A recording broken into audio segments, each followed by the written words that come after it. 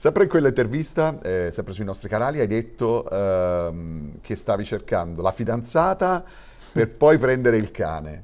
A che punto siamo? Però siamo più avanzati con il cane che con la fidanzata, quindi... Ciao a tutti, sono Decibel Bellini e questa è una nuova puntata di LED Music Play. Con me Cyril Ngonghe. Ciao Cyril. Ciao, ciao, Come stai? bene, bene, tu? Molto bene, oggi parleremo di musica, ma lo faremo parlando anche della tua vita. Quindi sono curioso di sapere i tuoi primi ricordi col pallone. I miei primi ricordi con il pallone, penso di essere nel giardino con il padre, con il papà, a giocare a pallone con il mio grande fratello e sì, prima gioia di toccare il pallone, penso di, penso di essere questi, con la famiglia, nel giardino, tranquillamente. Bello. C'è una canzone che ti ricorda quei momenti lì di quando tu eri bambino che sentivi quando magari iniziavi a dare i primi calci al pallone? Una canzone, mamma mia, difficile, E però... soprattutto in casa tua si ascoltava più musica africana o più musica europea? Si ascoltava molto la musica africana Mhm. con il mio padre, però quando ero piccolo il mio padre era più nell'R&B, il jazz, afro-american, quindi si ascoltava un po' di tutto. Era anche un grande fan di Michael Jackson, quindi un po' di tutto. Il mio padre mi ha insegnato molto bene la musica. Tuo padre era un calciatore. Sì. Questa sua professione, il fatto che fosse un calciatore, ti ha un po' influenzato o è stato naturale che tu facessi questa carriera? Eh no, lui non ha voluto cioè, mettermi e dirmi di fare il calciatore, perché io il primo sport che ho fatto è il basketball, Ok.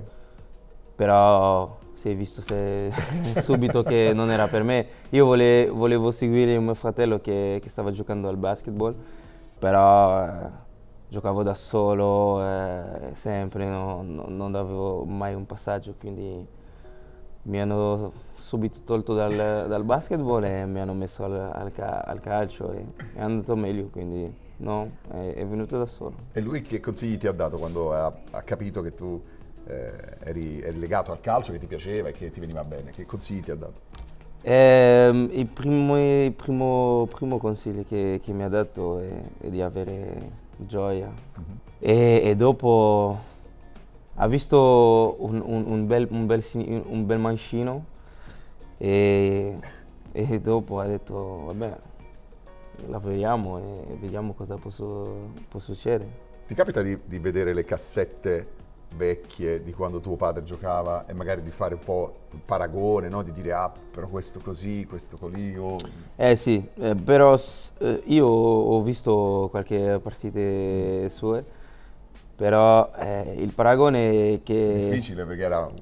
No, è difficile, un altro giocatore e siamo due giocatori completamente differenti. Io Sì. sono un mancino, lui un destro, lui era molto fisico, molto veloce, però il paragone che abbiamo è che possiamo fare gol Sì. facilmente, sì. E dopo la partita, per esempio dopo le partite tue, ti manda un messaggio, ah, per esempio questo è Non mi, ma- sbagliato, no, non mi questo... manda un messaggio, mi chiama. E ti fa un po' Sì, sì, l'analisi sì, della partita.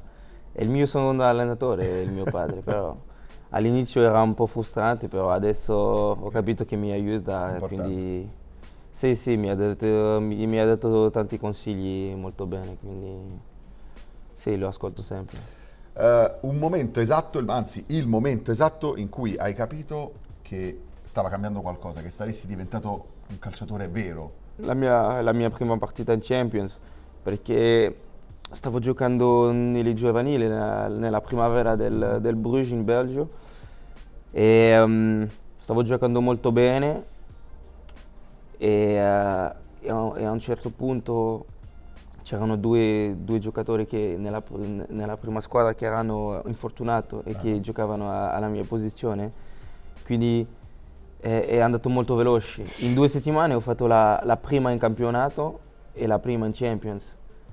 E a sto punto hai pensato? ho pensato a cosa è di giocare cioè di giocare una partita di Champions E sì, a questo punto pensavo di, ok, Ci ci sono. sono e adesso comincia il lavoro. A un certo punto della tua carriera è arrivata la Serie A, l'Italia, è arrivata la chiamata da Verona. Sei arrivato in Italia, che cosa pensavi del nostro paese, dell'Italia? Non conoscevo tante cose, però io l'Italia pensavo sempre di mangiare bene, le belle città, La bella la vita, bella vita, il sole. sì, sì, certo, quindi solo cose, cose positive. Dopo al calcio non sapevo da cosa aspettarmi, però mi sono accoltato, Mhm, ti sei, insomma, in qualche sì, modo abituato. abituato molto veloce al paese, alla cultura, al calcio e mi sono innamorato molto veloce. Ti sei innamorato dell'Italia, però non so ancora se ti sei innamorato della musica italiana, perché quando sei arrivato in Italia hai avuto il primo impatto, forse, con la musica italiana.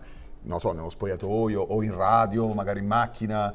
Musica italiana, ti piace? L'ascolti? Cambi subito No, no, no, radio quando io senti? non sono uno che dice le bugie, quindi io ti dico la verità, non la ascolto molto, però nel spogliatoio C'è qualcosa di c'è italiano, qualcosa di ok. italiano, anche qualcosa di napolitano, c'è Napoletano? Geolier che i ragazzi fanno, Ascoltano. che ascoltano tanto e io di Geolier ho due canzoni nel mio telefono, quindi Dopo vediamo. te le faccio vedere dopo, però della musica italiana non tanto. Mhm.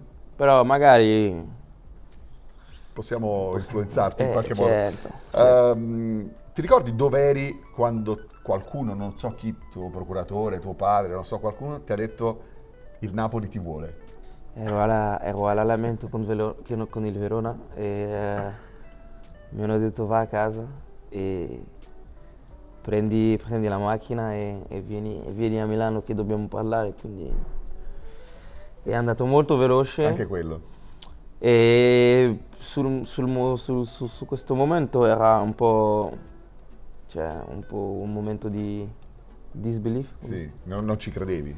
Non ci credevo, però era un momento di orgoglio e mi sono detto, dai, vediamo, magari un'altra avventura può cominciare adesso e quindi sono andato in macchina velocissimo, sono andato a Milano come un pazzo e di là tutto è Era nato. tutto pronto, Sì. diciamo. Era tutto pronto, in una settimana ero, cioè, ero a Roma. Sì, quando andavi in macchina da Verona a Milano, ascoltavi qualcosa di particolare, qualche musica che ti caricava, oppure pensavi, oppure... No, la mia playlist, ho una playlist di 80 canzoni che quando sono in macchina che devo guidare più di un'ora, la metto e sono tutte canzoni che mi Ok, piacciono. ok, è arrivato il momento di vedere la playlist del tuo telefono. Prendi il telefono perché siamo curiosi, lo vogliamo vedere. Dai, allora, cerchiamo di capire che cosa ascolta Cyril mentre è in macchina o quando, non so, quando viaggia. Ce n'ho più di una. Tipo, ad esempio, sei in macchina e stai andando all'allenamento la mattina. Dai, cerchiamo di Allora, capiamo questa. Ok. questo. Che c'è? Vediamo, facciamo vedere un po'. Io non so se conosci Wow, neanche una canzone. allora c'è un po' di tutto, No, c'è c'è un un po' po' di di tutto. tutto. C'è un po' di tutto, però moltissima musica R&B, anche un Sì, po' sì. di... Un po' di Un house, po' di latino, un po' c'è di un po' di latino, un latino. po' di rap americano, un po' di afro. C'è Drake, quindi che salutiamo, ciao Drake.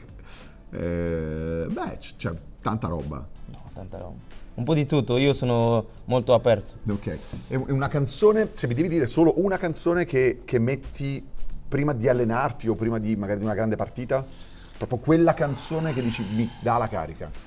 Una canzone che mi dà un po' di carica prima di una partita quando sono in pulmini. Mm, Questo, vai, Heaven or Hell. vai. Questa parte poi la tagliamo però. Sei arrivato a Napoli, mi hai detto prima a microfoni spenti che stai bene, insomma sei contento. Differenze tra Napoli e Bruxelles? Prima cosa il clima è molto differente, e dopo anche la vita di ogni giorno a Bruxelles è un po' uguale a Napoli. Non c'è il mare? Non c'è il mare, non è c'è il vero, mare. questo è vero. No, non c'è il mare. Però sì, la vita notturna, i ristoranti, i locali, gli eventi, sono anche tanti a Bruxelles, e quindi questa è una cosa che è un po' uguale Ho sentito in un'intervista che hai rilasciato nel nostro canale YouTube una cosa pazzesca, che tu vai a dormire con la musica.